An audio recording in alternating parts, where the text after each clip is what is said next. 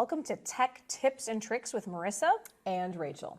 We are here to solve everyday problems using technology. Marissa, have we had any questions come in that are interesting? Why, yes, we did. We did get a good one the other day. Oh, let's read it. Okay, so if a student leaves my class, what happens to all of the work they submitted? Oh, that is a good question.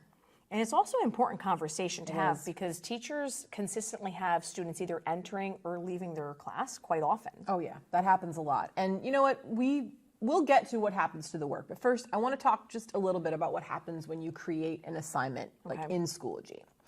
When you make an assignment in Schoology, you're basically making a place for students to turn in something. You're making like a receptacle for an assignment. So that's something, which you'll call a file, it actually has to live somewhere first. And a lot of times that file lives on the student's computer, which is what allows them to upload it, to Schoology. So like right over here. Yep.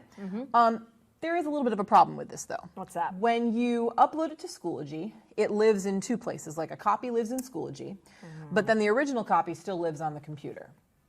And that is problematic because when you store stuff on your computer, just as a local file, you run the risk of losing it if something were to damage your device in some way. Or if you keep it on a flash drive and the flash drive breaks off in the computer or gets damaged, and it's happened to everybody, right? Run over in the parking lot, then you're going to lose the stuff on that drive.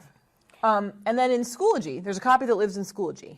Yep. But that's a little bit problematic as well.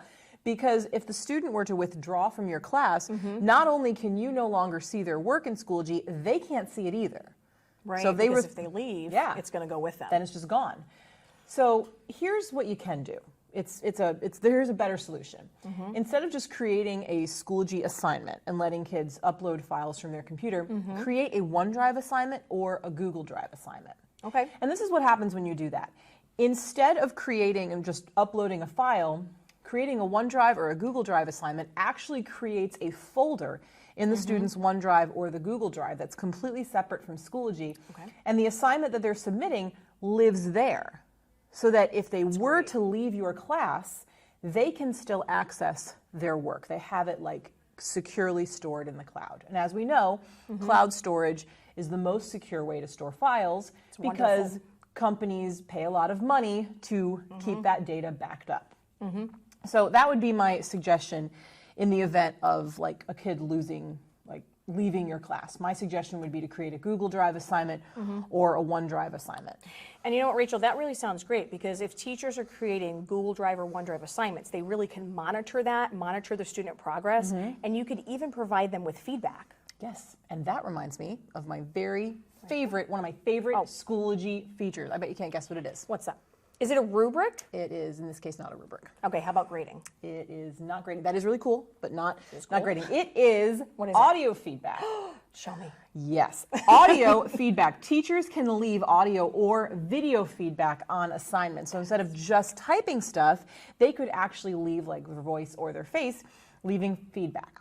And think just for a second, not only of how much time that saves, but how much more engaging that is for students to interact with. And that's great. And speaking of time savers, because I hear you mentioning some really great time-saving tips and tricks for teachers, we mentioned rubrics. I thought it was one of your favorites. But if teachers create a rubric, what they really can do is create that rubric, give it to the student in advance, so that way students really know ahead of time what the expectations are. And additionally, you can leave feedback and grade right from that rubric as well. You can. And I really love rubrics. And this is why. Maybe it is my favorite. Because it does not only save time, but it also makes this learning a little bit more student-directed. They know what to expect. They have a greater sense of ownership. And isn't that our goal in the end with all of this technology integration, to kind of increase not only student engagement, but also student ownership?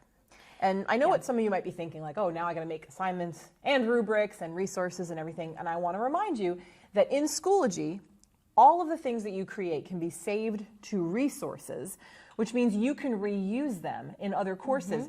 You can even create a group, have other teachers join the group. You guys can create together and then copy those resources to your classes.